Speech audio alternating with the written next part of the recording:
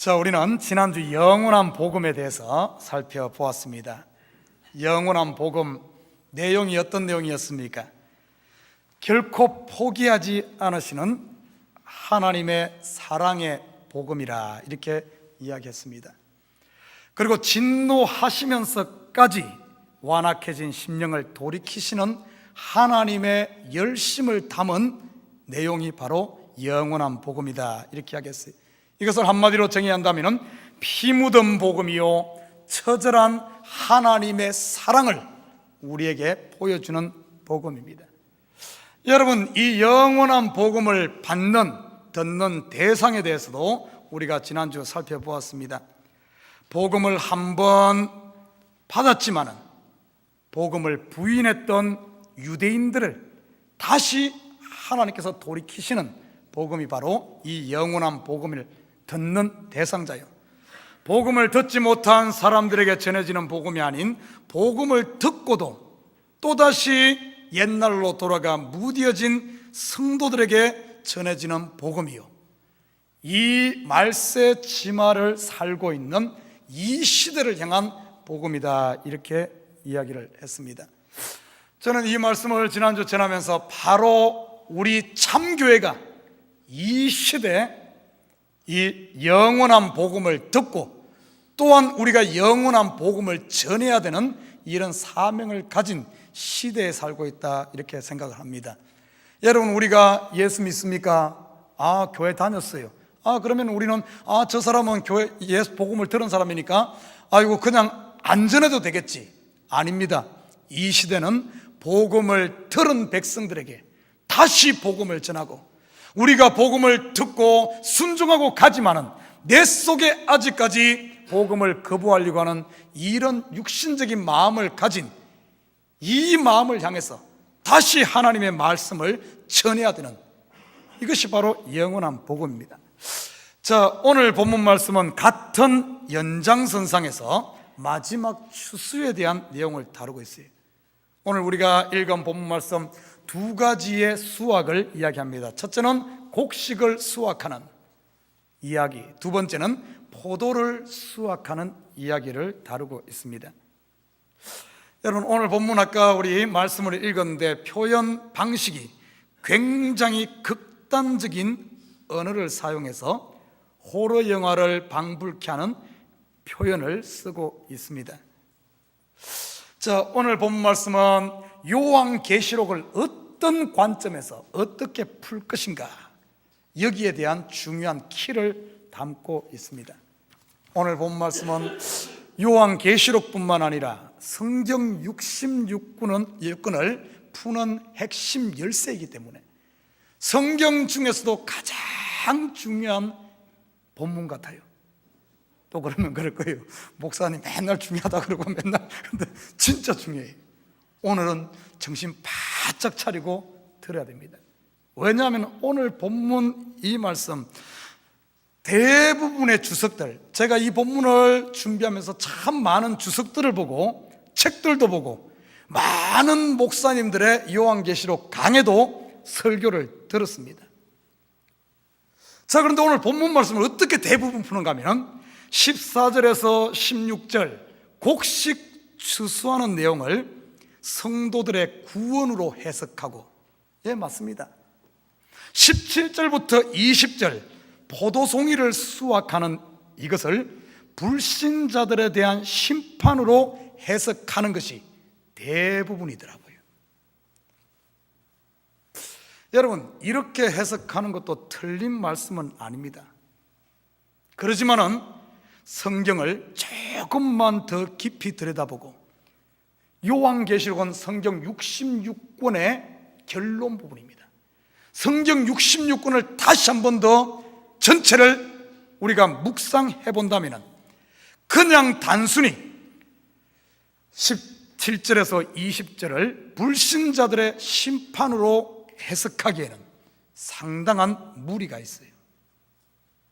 저는 오늘 이 시간 이 본문 말씀의 정확한 의미가 무엇인지, 성경이 우리에게 이 시대에 이야기하고자 하는 말씀이 무엇인지 한번 성경을 바로 알고 바로 믿고 바로 살았으면 좋겠습니다.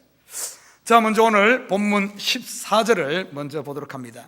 오늘 14절 보면 이렇게 말하면, 또 내가 보니 흰 구름이 있고 구름 위에 인자와 같은 이가 앉으셨는데, 여러분, 구름 위에 앉으신 인자 같은 이, 어디서 들어본 말씀이죠? 다니엘서 7장 13절에 보면 똑같은 이미지가 등장합니다. 내가 또 밤 환상 중에 보니 인자 같은 이가 하늘 구름을 타고 옛적부터 항상 계신 이에게 나아가 그 앞으로 인도되매 하며, 이 다니엘서의 이 본문을 다루고 있어요.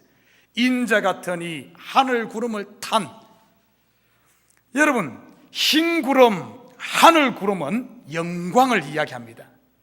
그리고 면류관을 쓴 상태는 승리의 면류관이요, 성경에 인자다 하면 누구를 이야기합니까? 바로 예수 그리스도입니다. 자, 오늘 14절 말씀은 무리 없이 우리가 풀 수가 있어요. 바로 예수 그리스도입니다. 그런데 이게 한 가지, 예수 그리스도의 모양이 좀 다른 모습이 있어요. 그 손에, 오늘 본문 보십시오. 앉으셨는데 그 머리에는 금면류관이 있고 그 손에는 예리한 낫을 가졌더라. 예리한 낫. 여러분, 이거 옛 성경에는 이 예리한 낫을 이한 낫이다 이렇게 번역을 했습니다.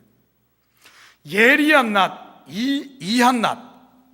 여러분, 언뜻 떠오르는 이미지가 어떤 이미지입니까? 우리 조금 있으면 할로윈이 다가오고 있죠. 그러면 할로윈 하면 할로윈에 나오는 큰 낫을 가진 어떤 호러 영화에 등장하는 이런 이미지가 등장하지 않습니까? 여러분, 예리한 낫, 이한 낫은 이렇게 컵으로 된 이 낫인데 불을 벨 때 쓰는 낫입니다. 이거 경상도, 저는 시골 출신이라서 불 참 많이 이거 뱄어요. 그리고 나락을 벨 때 쓰는 낫, 이 경상도 말로는 이 이한 낫이 끝낫이면 끌낫이라 그래요. 끌낫. 모를 거예요, 경상도 사람은. 끌낫.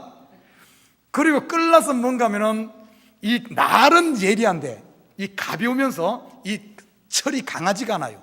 풀을 벨 때 쓰는 거예요. 그러면 나무를 할 때 쓰는 낫은 어떤 낫인 줄 압니까?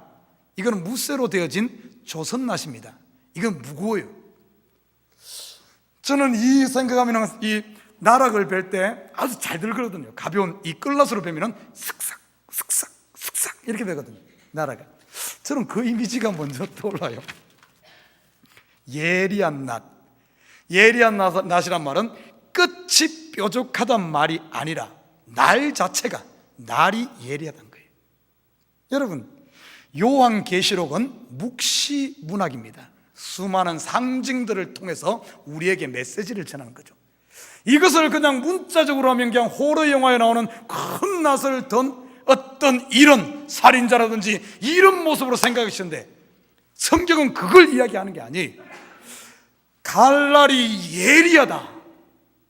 성경에서 어디에 등장합니까? 자, 오늘 요한계시록은 성경에서 해답을 찾아야 돼. 우리 성경 한 구절 찾습니다. 히브리서 4장 12절에서 13절. 여러분은 그냥 앞만 보면 됩니다. 제가 다 찾아놨어요. 자, 히브리서 4장 12절에서 13절 같이 읽습니다. 시작.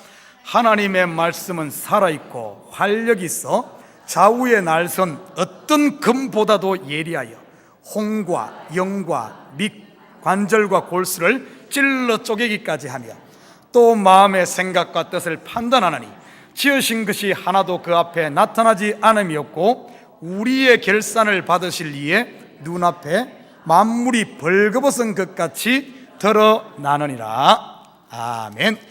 우리 한 구절 더 찾아볼까요? 요한계시록 1장 16절 같은 맥락입니다. 같이 읽습니다. 시작. 그의 오른손에 7 별이 있고 그의 입에서 좌우에 날선 금이 나오고 그 얼굴은 해가 힘있게 비치는 것 같더라. 아멘. 좌우에 날선 시퍼런 예리한 칼.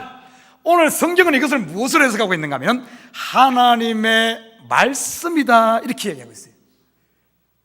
예수님의 손에 들려진 이 예리한 낫은 무엇인가 하면 하나님의 말씀이에요.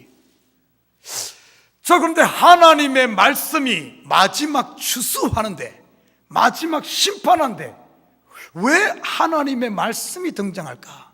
자, 성경은 아주 친절하게 이 부분에 대해서 성경이 성경을 해석해주고 있습니다. 요한복음 12장 47절에서 우리 48절 함께 같이 읽습니다. 시작. 사람이 내 말을 듣고 지키지 안 나와요? 없어요? 있는데 못 찾고 있어요. 그럼 우리 성경 그냥 귀만 쫑긋 열고 보시기 바랍니다. 요한복음 12장 47절에 48절. 사람이 내 말을 듣고 지키지 아니할지라도 내가 그를 심판하지 아니하노라. 내가 온 것은 세상을 심판하려 함이 아니요 세상을 구원하려 함이로라. 나를 저버리고 내 말을 받지 아니하는 자를 심판할 이가 있으니 곧 내가 한 그 말이 마지막 날에 그를 심판하리라. 무엇이 심판한다고요? 내가 전한 그 말, 하나님의 말씀, 다른 말로 하면은 복음입니다. 복음. 여러분 헷갈릴 거예요. 아니 복음 그러면은 죽은 자가 살고 가난한 자가 부유해지고 병든 자가 병 낫고 잘 되는 것만 복음으로 생각한대. 오늘 복음을 보니까 복음의 한쪽 면은 구원의 추수에 나신 반면 다른 한쪽 면은 심판에 나신 것을 볼 수가 있습니다. 여러분, 그래서 하나님의 말씀을 좌우의 날선금이다 얘기하는 거예요.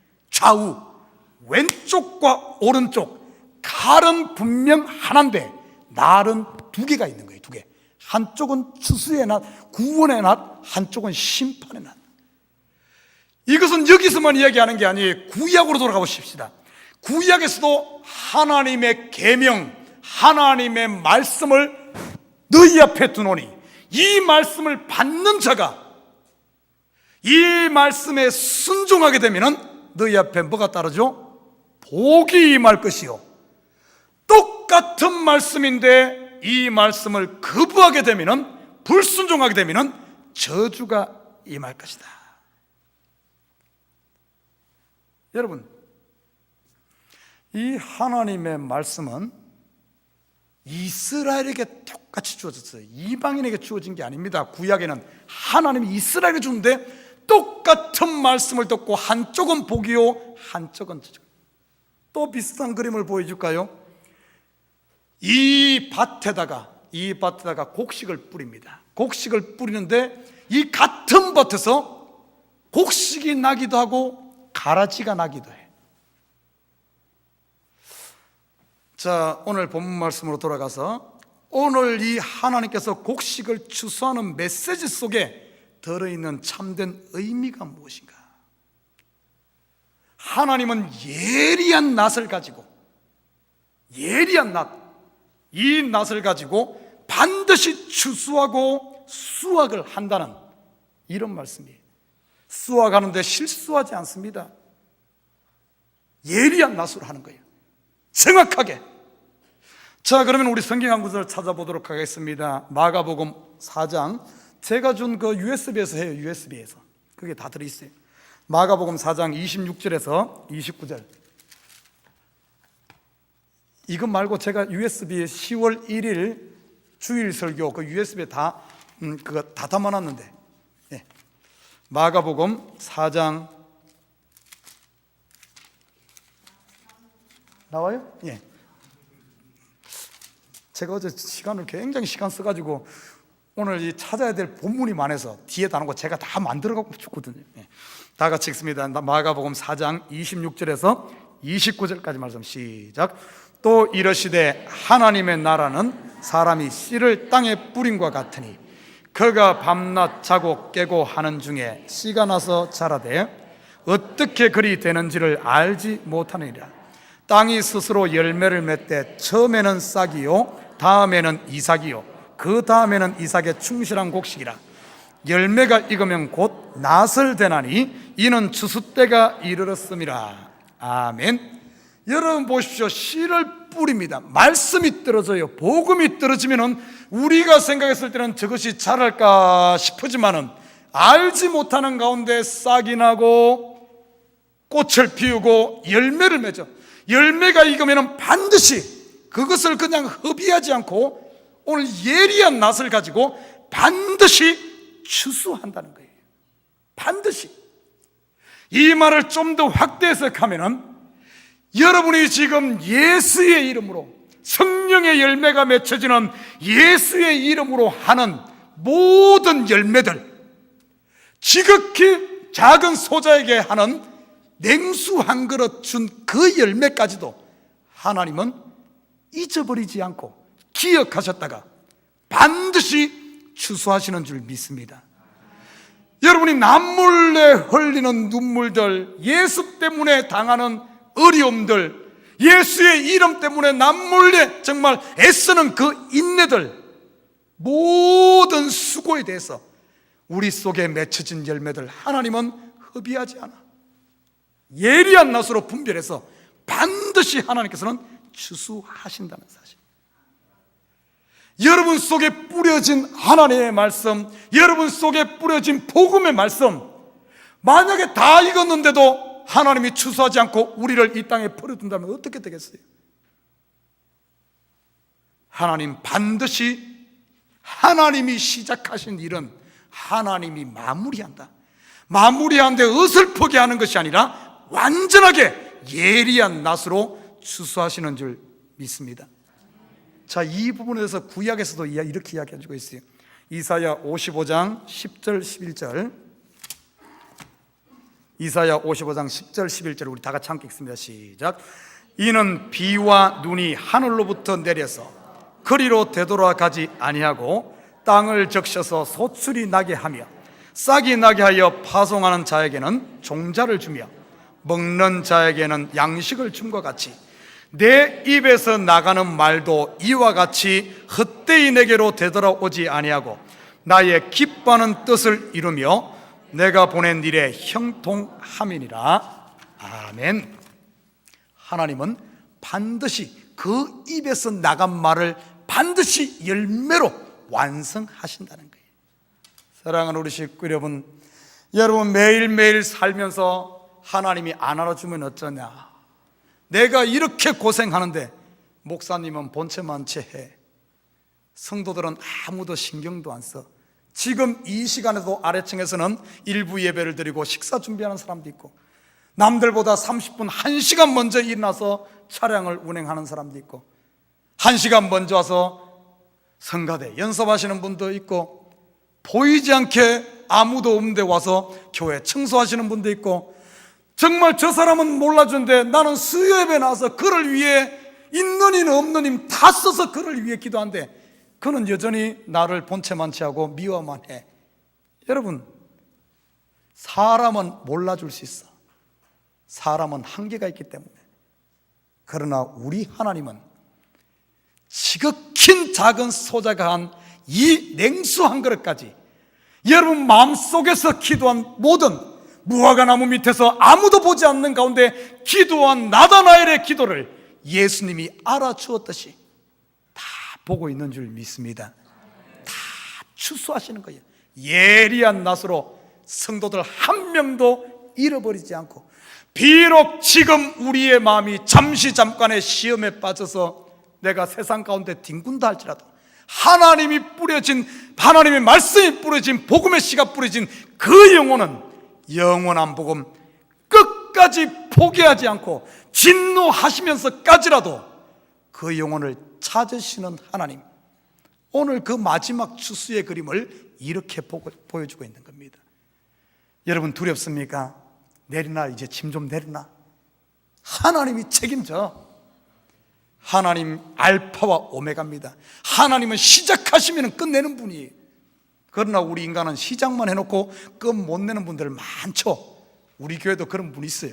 그러면 제가 꼭 그 사람 일 시켜놓으면 뒤에 따라갑니다. 따라가서 또 뒤에 처리를 해줘야 돼.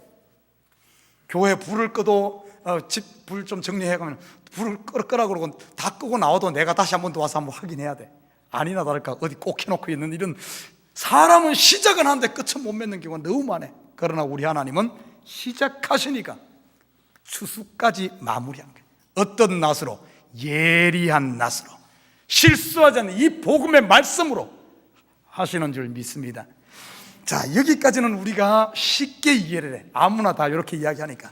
자, 그러나 17절부터 20절까지는 만만한 본문이 아닙니다.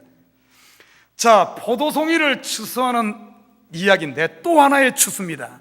또 하나의 추수. 자, 오늘 본문에 보면은 우리가 성경을 깊이 들여다볼 것은 이 추수의 이야기를 성경에 많이 다뤄요. 대표적인 게 밭에서 곡식과 가라지를 추수하는 이야기가 나오죠. 어떻게 합니까? 한 밭에 곡식과 가라지가 같이 자라.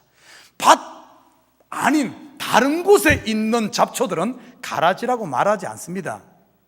그냥 뒷산에 있는 들풀을 가라지라 말하지 않아. 가라지라고 표현할 때는 곡식 밭에 자라는 그 잘못된 풀을 가라지라 이렇게 표현한 거예요. 추수할 때 어떻게 합니까? 가라지는 먼저 모아다가 불살라버리고 곡식은 창고에 들인다, 이렇게 성경은 이야기해 주고 있죠. 자, 오늘 18절 보면 이렇게 이야기합니다. 또 불을 다스리는 다른 천사가 제단으로부터 나와 예리한 낙 가진 자를 향하여, 이렇게 말하고 있어요. 여러분, 성경에 보면 불을 다스리는, 불을 이야기할 때는 하나님의 진노의 심판을 이야기할 때 불을 이야기합니다. 그러므로 이 천사가 제단으로부터 나와 이렇게 말합니다. 제단으로부터 하면은 여러분 빨리 머리에 떠올라야 되는 것이 계시록 6장 9절에 10절, 계시록 8장 3절에 4절에 보면은 제단 아래에서 순교당한 영혼들이 기도하고 있는 이 모습을 보게 될 겁니다. 이 말은 뭔가 하면은 이 심판이 순교당한 영혼들의 신원의 기도와 연관되어 있음을 우리가 감을 잡아야 됩니다. 그러면서 보십시오. 오늘 본문에 보면은 포도송이를 수확해서 진노의 포도주 틀에 던지고, 그런데 이 포도주 틀이 어디 있는가 하면은 성 밖에 있습니다. 성 밖은 예루살렘 성 밖이죠.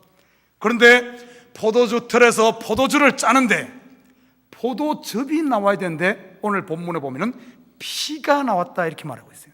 그런데 피가 얼마나 나온 줄 압니까? 말굴레까지 닿았다. 여러분, 말굴레는 말재갈을 말합니다. 말이, 저 온두라스 가면은, 우리 선교 가면은 말들이 많아요.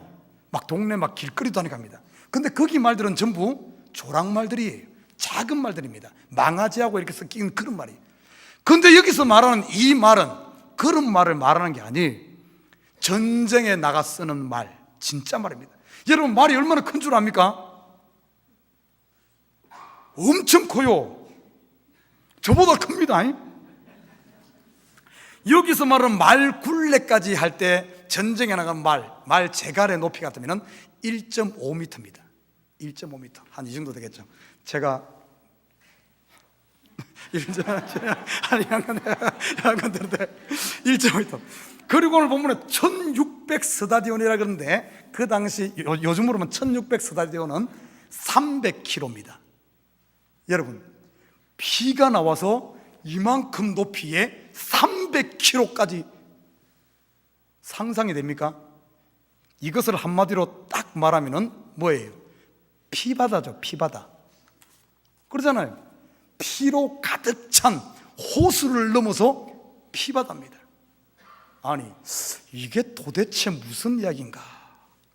아까 제가 말했잖아요. 많은 주석가들과 많은 지금 책들과 많은 목사님들이 이것을 불신자들을 진디기어 포도주 틀에 타가지고 박살내는 어떤 불신자들의 심판 정도로 해석을 한 거예요. 과연 그 이야기일까? 과연 그 이야기일까? 한쪽은 성도들을 추수하고 한쪽은 피바다를 만들어버리는. 여러분, 피바다 어디서 들었죠? 북한 김정은이가 쓰는 거 아니에요? 그리고 김정은이를 본받아서 IS가 쓰는 거 아니에요? IS. 믿지 않는 사람들 다 피바다 만들어버리는, 그래서 다 테러해가지고 다 죽여버리는. 만약에 이것이 정말 믿지 않는 사람들 다 기름틀에 넣고 다 짜버리는, 피를 만들, 이런 쪽으로 한다면은 북한 김정은이나 IS나 기독교나 교회나 뭐가 달라요? 과연 그 이야기일까? 우리 성경을 문자적으로 그냥 이렇게 해석할 게 아니에요. 좀 더 깊이 들여다. 그러면 이 문제를 풀기 위해서는 먼저 제단 밑에서 간구하는 순교자들의 그들의 기도가 어떤 내용인가 한번 살펴봐야 됩니다. 과연 그들이 믿지 않는 영혼들 다 피받아 만들어 주십시오, 믿지 않는 영혼들, 나를 괴롭히던 영혼들 다 박살내 주십시오, 과연 이런 기도인가 우리 한번 살펴볼 필요가 있어요. 자, 제단 아래 있던 그 사람들, 하나님께 신원하고 기도했던 사람들은 순교자들입니다. 순교자들, 목배임을 받은 순교자들. 자, 그러면 우리가 성경의 순교자들이 순교할 때 어떤 기도를 하며 순교했는가를 보면은 그들의 기도의 내용이 피받아 만들어 달라는 말인지 어떤 내용인지를 알 수 있어요. 성경의 순교자면 대표적으로 나온 게 창세기에 제일 먼저 나온 순교자가 누구죠? 아벨이 있고, 아이고 너무 잘하네. 또 누가 있죠? 순교자면 제일 먼저 또 떠는 사람 누구 있어요? 아이고 뭐 목사 설교할 필요가 없는 것 같아요. 스데반. 그리고 또 한 명이 있죠. 가장 중요한 우리 예수님, 예수님의 죽음, 의인의 죽음이죠. 자, 그러면은 아벨은 죽을 때 말 한마디 하고 그냥 죽었어. 그래서 아벨이 뭔 소리, 뭔 기도를 했는지를 잘 몰라. 그러면 아벨은 그냥 통과하고, 그럼 스데반이 순교당할 때 어떤 강구를 하며 죽은지 한번 살펴보죠.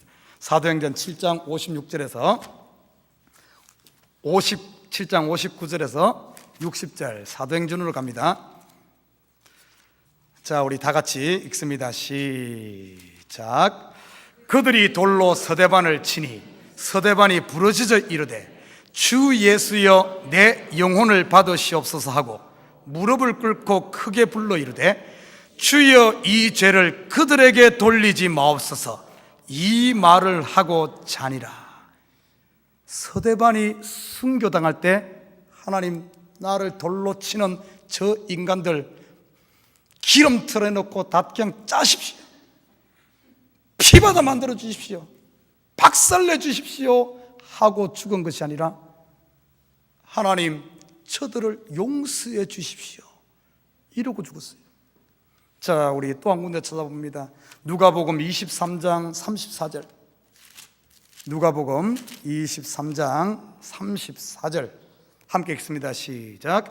이에 예수께서 이르시되 아버지 저들을 사하여 주옵소서, 자기들이 하는 것을 알지 못함이니이다 하시더라. 그들이 그의 옷을 나눠 제비 뽑을세. 예수님께서 십자가에 달려 죽어가면서 그 밑에서는 로마 병정들이 예수님을 조롱하고 있었어요. 그때 예수님이 그 십자가상에서 피바다를 운운한 것이 아니라 저들을 용서하여 주시옵소서. 여러분, 우리 성경을 다시 좀 깊이 있게 봐야 돼요. 오늘 보면은 이들의 기도, 순교자들의 기도는 어떤 기도를 했는가? 이를 갈며 죽여달라는 기도가 아니라 용서해달라는, 용서를 강구했어요. 그러면은 저들이 이 용서를 이렇게 구하며 그들이 사해달라고 하나님께 신원하며 강구했는데 왜 그러면은 이 의미가, 용서에 대한 의미가 어떤 의미가 이 속에 담겨 있는가? 성경은 성경이 해석해 줍니다. 우리 마태복음 18장 21절에서 22절 봅니다. 마태복음 18장 21절에서 22절 같이 읽습니다. 시작. 그때 베드로가 나와 이르되 주여 형제가 내게 죄를 범하면 몇 번이나 용서해 주리까? 7번까지 하오리까? 예수께서 이르시되 내게 이르노니 7번뿐 아니라 7번을 70번까지라도 할지니라. 지금 누군가가 나를 끈질기게 따라다니면서 나를 괴롭히고 나에게 죄를 짓는 거야. 나를 죽이려고 그러는 거야. 성경에서는 용서해 주라고 몇 번 해야 됩니까? 하니까 예수님께서 7번씩 70번씩이라도 해라. 끝까지 해라. 그들에게 원수 갚지 말고 그들 미워하지 말고 끝까지 용서해 주라. 왜 그렇게 용서해 주라 그럴까요? 마태복음 18장 36절 35절 우리 같이 읽습니다. 시작. 너희가 각각 마음으로부터 형세를 용서하지 아니하면 나의 하늘 아버지께서도 너희에게 이와 같이 하시리라. 내가 용서하지 않으면 용서가 안 되는 거예요. 이 앞에, 그 앞에 뭐가 있는 줄 압니까? 용서받은 비유를 듭니다. 이 말을 다시 전체적으로 이야기하자면은, 여러분, 지금 순교자들이 죽어가면서 그들이 기도한 내용은 자기를 죽이는 자, 자기를 괴롭히는 자, 그들을 죽여달라는 이야기가 아니라, 내가 이런 큰 용서를 받았는데, 하나님으로부터 큰 용서를 받았는데, 내 마음에서는 나를 괴롭히는 사람이 용서가 안 되는 거예요. 용서가 안 돼. 일단 내가 용서를 해야만 하늘 아버지의 그 용서가, 하나님의 그 제사함이 나에게 온전히 임하는데, 내 마음에서는 그게 풀려지지 않는 거예요. 용서가 안 되는 거예요. 미움이 계속해서 일어나는 거예요. 그래서 하나님께서는 내 마음, 이 용서 못하는 이 안타까운 마음을 놓고 하나님 앞에 부르짖는 거예요. 하나님, 나를 신은하여 달라고. 내 속에 있는 이 예차, 이 잘못된 것, 이것들 좀 제발 심판하여 달라고. 이런 것들 좀 나에게서 띄어달라고. 순교자들의 기도는 다른 기도가 아니에요. 바로 이 기도입니다. 여러분, 성경으로 돌아보십시다. 사도 바울이 복음 전하는 곳마다 어떤 일이 일어났습니까? 유대인들이 끈질기게 따라다니면서 예루살렘에서도 시작해서 아시아까지 따라오는 거예요. 아시아까지, 유럽까지 갔는데도 기어이 따로 사도 바울을 죽이러 갑니다. 사도 바울의 기도를 보면 어떻게 기도해요? 저 유대인들 박살내 주십시오, 피바다 만들어 주십시오, 그런 기도했습니까? 사도 바울의 그 마음의 기도를 대표적으로 보여주고 있는 것이 로마서 7장입니다. 로마서 7장. 저들이 미워한데 나도 저들을 미워하고 싶어. 우리말에 인지상정이다, 그런 말이 있죠. 네가 잘해주면 잘해주고 미워하면 미워하고 싶어. 내 마음에서 그런 마음이 드는 거예요. 그런 마음이 사도 바울이. 그런데 그건 아니거든요. 예수님이 나를 용서하신 것은 무조건적으로 용서하셨는데, 그 은혜를 받고 나는 그러지 못하는 내 자신을 바라보면서 저들이 나를 그러도록 같이 보복하지 않고 그들을 품어야 되는데, 내가 그러지 못하는 자기 속에 있는 육신적인 생각, 예차, 자기의, 자기 잘남. 사도 바울은 이것과 씨름을 했어요. 사도 바울이 씨름하고 싸운 건 딴 게 아닙니다. 자기 자신과 싸운 거예요. 그러면서 7장 마지막에 보면 그 말 하잖아요. 오호라, 나는 공고한 자로다. 누가 나를 이 사망에 보면서 내 마음으로는 성령의 법을, 내 육신으로는 자꾸 육의 법을 쫓아서 세상 사람과 똑같이 살려고 하는데, 누가 나를 건져주랴? 누가 나를 건져주랴? 자기 자신과의 싸웠어요. 여러분, 결론적으로 보십시다. 여러분 지금 성도라면 성도의 부르짖음은 어떤 부르짖음이 돼야 되는 줄 압니까? 하나님, 교회 가니까 저 A 집사님 참, 저 사람만 없으면 내가 신앙 잘하겠는데, 교회만 가면은 저 사람 때문에 내가 이 교회 못 다니겠어요. 하나님, 저 A 집사님 좀 어떻게 처리 좀 해주십시오. 처리 좀. 그러다가 또 혹시 그 사람이 교통사고 나, 그봐 내 그럴 줄 알았어. 혹시 그러지 않아요? 의외로 또 그런 사람들, 나는 강대상에서 그런 설교하는 사람 들어봤어. 막 했더니만은 그봐 복음 전데 안 듣지만은 뭐 사고가 났다니, 그러면 그봐 내 복음 안 듣고 그랬다고. 여러분, 하나님은 그런 하나님 아닙니다. 그런 하나님 아니에요. 진정한 성도의 부르짖음은 뭔 줄 압니까? 누구를 죽여달라는 게 성도의 기도가 되면 안 돼. 그건 잘못된 거예요. 누구를 피바다 만드는 게 성도의 기도가 아닙니다.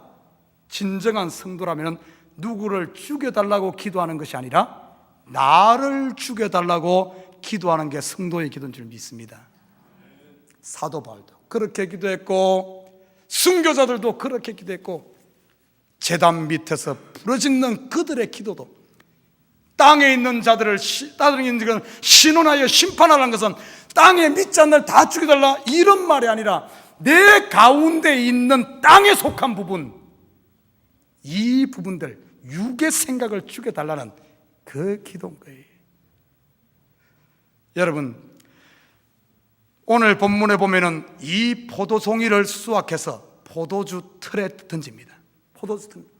여러분, 근데 우리가 깊이 들어볼 것은 그냥 오늘 이 본문 말씀을 단순히 불신자들의 심판으로만 보기 어려운 것이, 성경은 포도주를 이야기하는데, 포도를 이야기하면은 포도는 어떤 열매인가 하면은 이스라엘을 상징하는 열매입니다. 여러분, 이스라엘 상징하는 열매가 세 가지가 있어요. 뭡니까? 첫째는 포도, 두 번째는 무화과, 세 번째는 뭐죠? 여자들 좋아하는 올리브,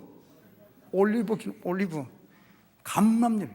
이스라엘 상징하는 열매가 세 가지입니다. 원래 이 포도는 뭔 줄 압니까? 천국의 음료예요. 천국의 음료. 예수님께서 가나 혼전인 잔치에 가서 물을 포도주로 만들어서 그 잔치를 풍성하게 하지 않았습니까? 포도주는 천국의 음료예요. 그런데 똑같은 포도주가 하나님의 진노로 사용되기도 한다는 사실입니다. 그러면 여러분 잘 봐요. 여러분, 하나님께서 누구에게 진노하십니까? 예수 안 믿는, 그 당시로 본다면 한국, 중국, 인도, 예수 안 믿는 그 사람들에게 하나님이 진노했어요? 성경은 성경으로 풀어야 돼요. 오늘 이것을 단순히 안 믿는 자를 포도주 틀어내고 진노하고 심판한다고 볼 수 없는 이유가 여기 있어요. 성경을 깊이 들어보면 하나님은 누구에게 진노했습니까? 안 믿는 이방인에게 진노했어요? 아니요. 성경을 들여다봐요. 성경의 진노는 누구인 줄 압니까? 이스라엘에게 했어요. 이스라엘에게.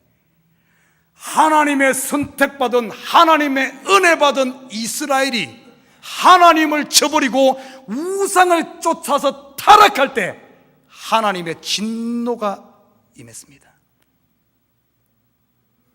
이스라엘 백성들 보여 출애굽기를 봐요. 광야에 보면은 하나님의 말씀을 불순종한 그 백성들에게 하나님께서는 진노하신 모습을 보게 됩니다.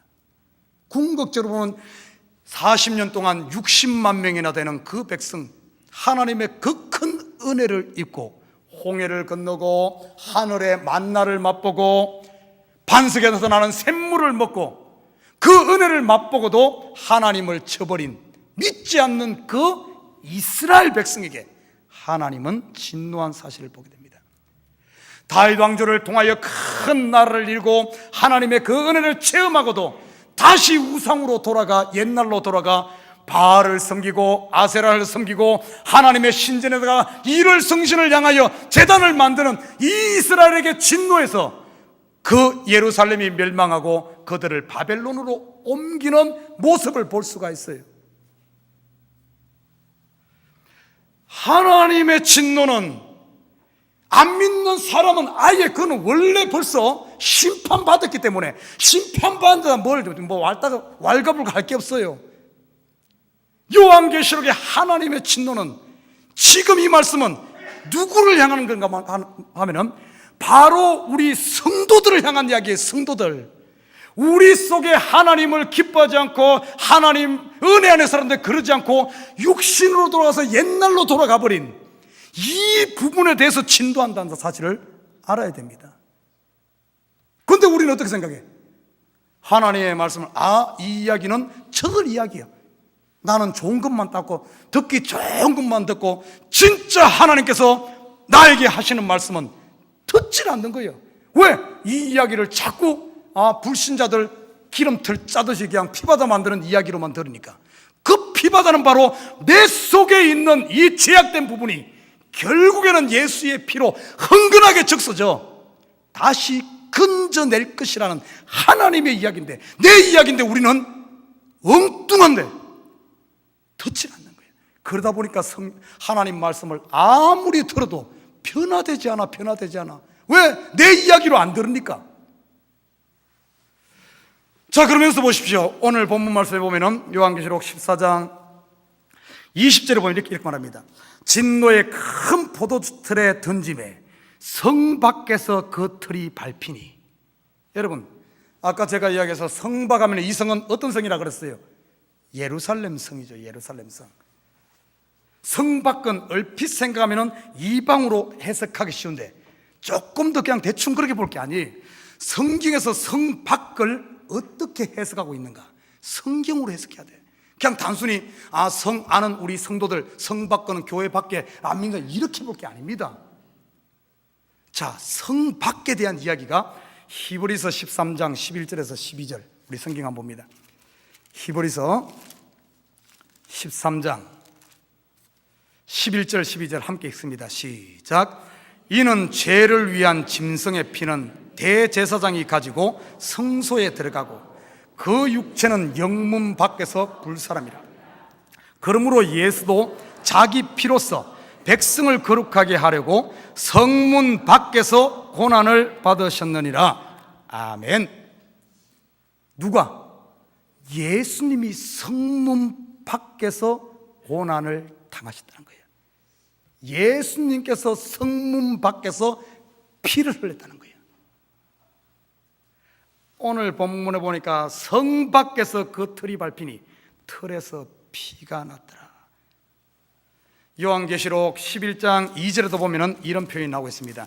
요한계시록 11장 2절에 보면은 성전 바깥마당은 청량하지 말고 그냥 두라. 이것은 이방인에게 주었은즉 그들이 거룩한 성을 42달 동안 짓밟으리라. 바깥마당 왜 짓밟습니까? 그냥 단순한 심판 이야기가 아니라 그랬잖아요.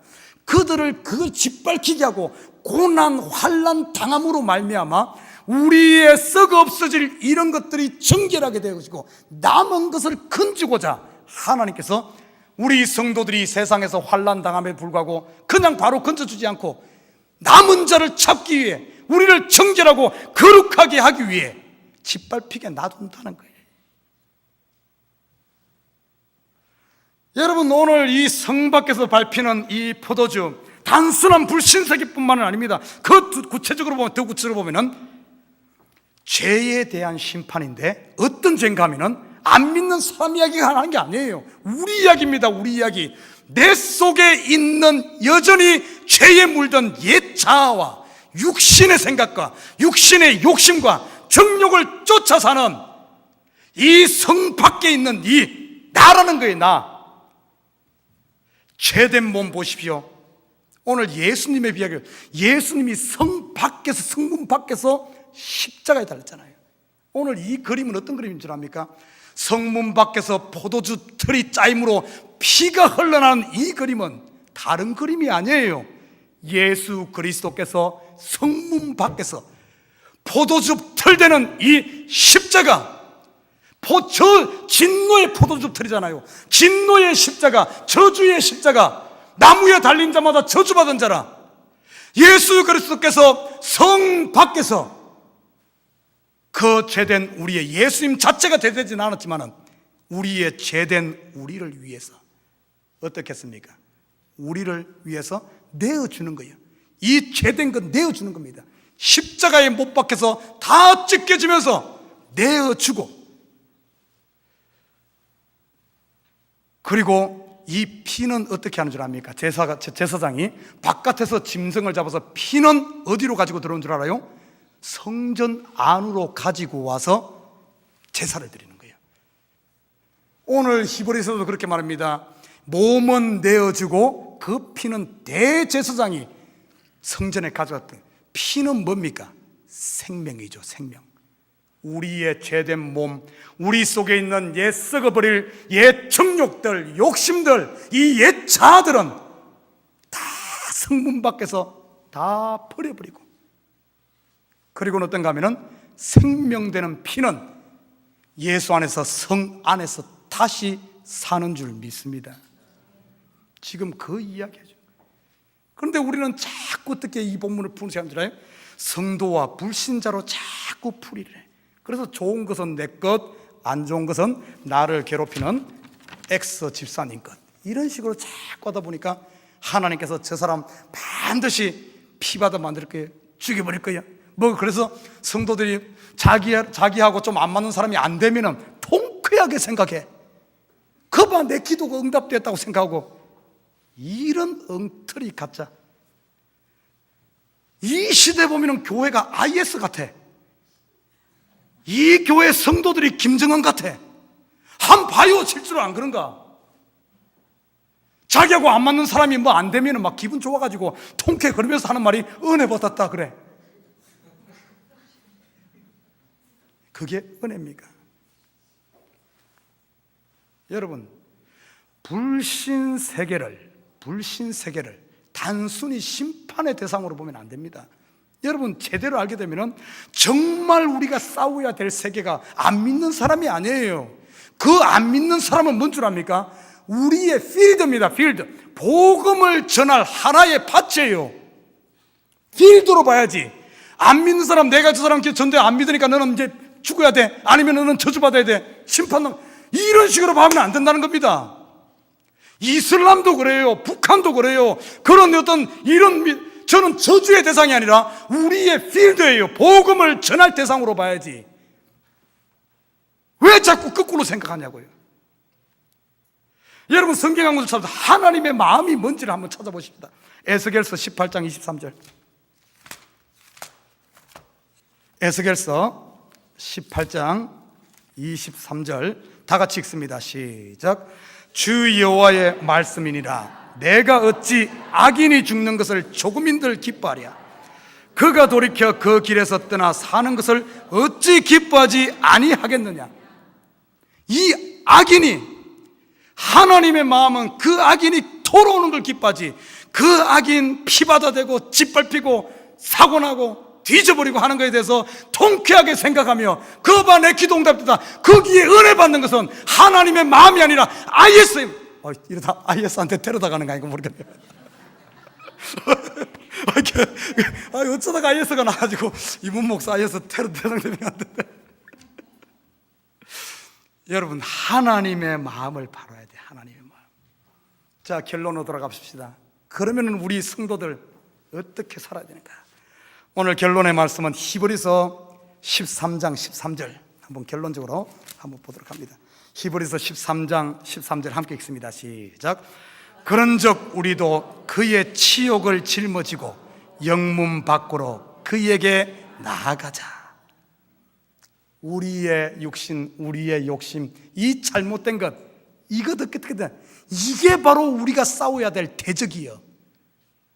지금 안 믿는다고 저 사람이 아니라, 이 사람이 아니라, 나하고 마음 다르고서 두 사람이 아니라, 진짜 우리의 대적은 계속해서 내 마음 용서하고 싶은데 용서 못하게 하는 마음, 사랑하고 싶은데 자꾸 일어나는 미움, 내 마음을 꼬여가지고 얽매고 있는 이 예차, 내 욕심, 이것을 어떻게 하자 그랬어요?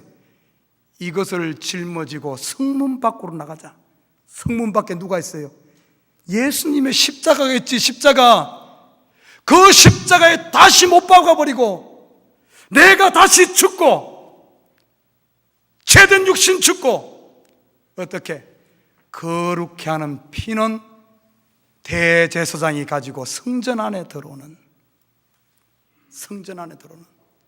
다시 사는, 여러분, 여러분의 대적은 다른 게 아니에요. 바로 여기서 말하는 대적, 오늘 이 포도송이, 오늘 이 치어 짜는 것은 하나님께서 내 속에 남아있는 이것들 끝까지 하나님께 포기하지 않고, 너는 죄 지었으니까 끝내 이러지 않고 나를 끝까지 내 속에 있는 마지막 죄 하나까지도 다 털어내서 심판하시고 예수의 흥건한 피로 우리를 적시고 한 영혼도 잃어버리지 않고 여러분 속에 예수 닮은 것 하나라도 버리지 않고 다 추수하는 하나님의 열심, 그 영원한 복음인 줄 믿습니다.